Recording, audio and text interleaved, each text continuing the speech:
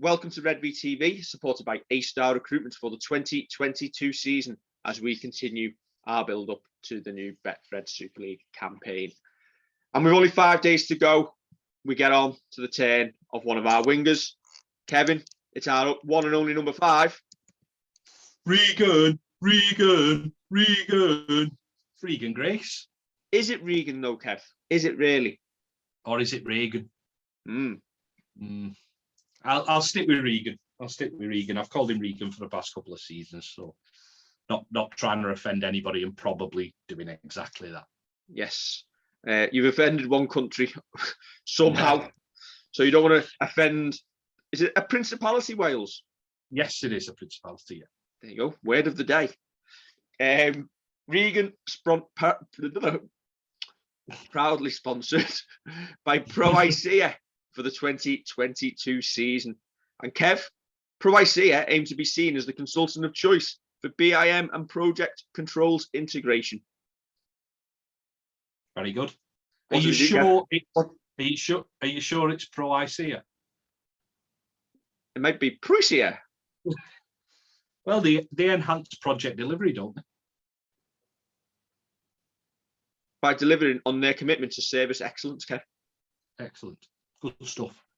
Another man who commits himself to service excellence is Regan Grace. Yes. Bringing it back. Very good. Very good. Signed a new deal for the 2022 season that keeps him here until the end of the current campaign.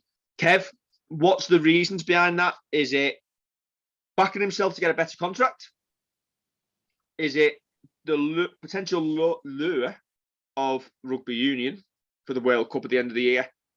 Or does he just want to concentrate on the current year and not think too far ahead?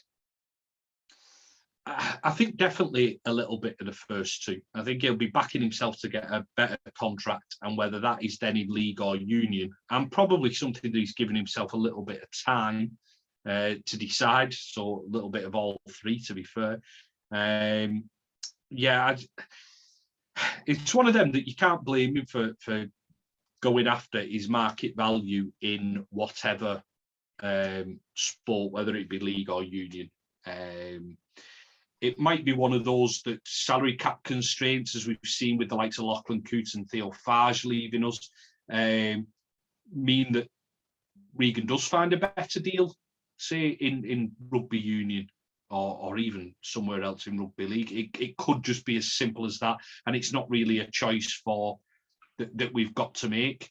It's just, it would be a shame to lose him if it did come to that, though, because he is, again, we were talking about players you should market. Regan Grace should be one of the most marketed players in rugby league. He should be the one that everyone knows. Campaigns across Wales to push rugby league, campaigns around here. He should just be one of the most recognisable players outside of a rugby league supporting community. If Channel 4 are not using Regan Grace to market the game on S4C, they are missing a trick. Yeah. I just get the impression, you're quite right, it's a salary cap sport, and if you want to remain at the top, you need to spread your cash wisely. Obviously, we've got Tommy Makinson on the other wing, who has done it for a long time, superstar winger. It could just be a case of maybe at the end of the year that we can't afford to keep two on good money.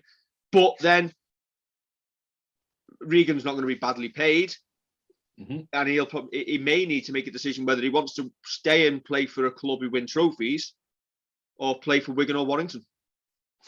I did think you were going to go for somebody else there, but fair enough. Yeah, listen. Who do you think you were going to go for? Widnes? No, someone like Huddersfield or Hull KR. They've got chances. Fair enough. Yeah, Hull KR definitely.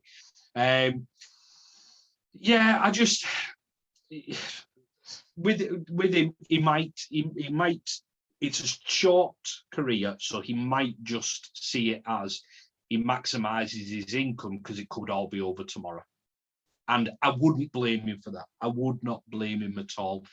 as we say, and I think I point this out over and over again, it's a salary cap sport. We're not.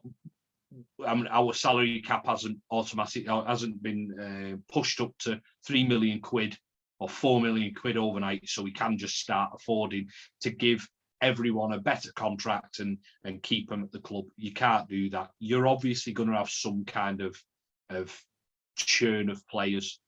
All that said, would I rather have Regan Grace on that wing than not? Of course. I think it was 21 tries in 23 appearances last year, according to the Saints website. He's a finisher. He's got pace. He just has grown from that debut at Wigan a couple of years ago. He's just grown and grown and grown as a player. You almost feel like this is like a year where he's basically come into his prime. It could be a really big year from Regan. And listen, that might be his thinking behind it. He might think, I'm at the top of my game. I'll have a really good year, and Saints will have to keep me because I'm a superstar and I'll get what I want. But do you know what? It may be the lure of a World Cup.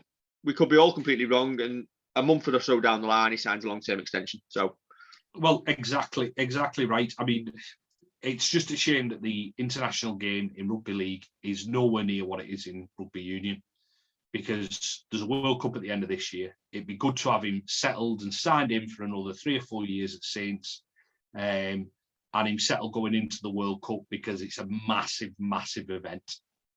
And that's, unfortunately, as you say, the kind of pull, the attraction of rugby union is that international game, that international recognition, that kind of big stage that you can play on. And we just can't offer that in rugby league. Who will be Regan's centre partner this season? Mark Purcell. Every week? Yeah. Unless, I mean, this is probably a conversation that we have when we do Percy tomorrow. But I think your first choice, I keep saying it about the squad numbers, unless Percy gets unlucky with injuries again, I think Percival's the best centre at the club. So he starts every week as long as he's fit. And if Percival is his centre every week and he gets that consistent run of games, that will only benefit Regan Grace. Yeah, it's a shame that he's missing the first bit of the season with an injury, because it'd be good to kind of see him just really get into it and have a look at, say, pushing for top try scorer, pushing for. I mean, when you think about like Man of Steel, and we think of players who could potentially get it from Saints, and we always name your Johnny Lomax, your Alex Walmsley, James Roby, and people like that. But if Regan Grace scores 2 tries, 3 tries most games, all of a sudden his name just starts appearing in them point scoring lists on a more consistent basis. So if he'd have been in, listen, I'm not going to say he's going to walk away with it, but it'd be an outside shot. It'd be a good each way bet. You sometimes get the impression that our wingers don't score as many as they would in a poorer side, because our forwards, centres, halfbacks score more than their fair share, and we don't have to resort to just getting the ball wide to put the wingers in. And the tries are more like evenly spread throughout the team. Whereas was it Ken Seo at Salford who finished top try scorer last season, basically because he was getting on the end of everything, because that was the one and only way to score. Well, we've got strike all over the pitch, haven't we? As you say, whether it's up close and you can send a big fella hurtling towards the line like Alex Walmsley, might have Roby or Lussick diving over from dummy half. You might have a break from the likes of Johnny Lomax. He's got Lewis Dodd on his inside, or the other way around. You're right.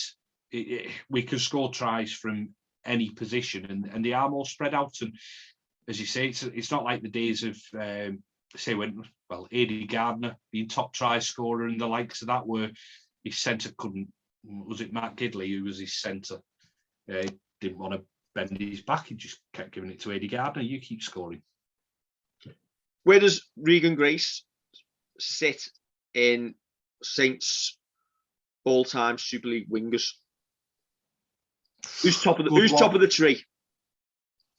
I'd say Makinson probably for all-round game. But then you've got the likes of Darren Albert, Anthony Sullivan, that are probably, I think at the moment, I would probably put ahead of Regan.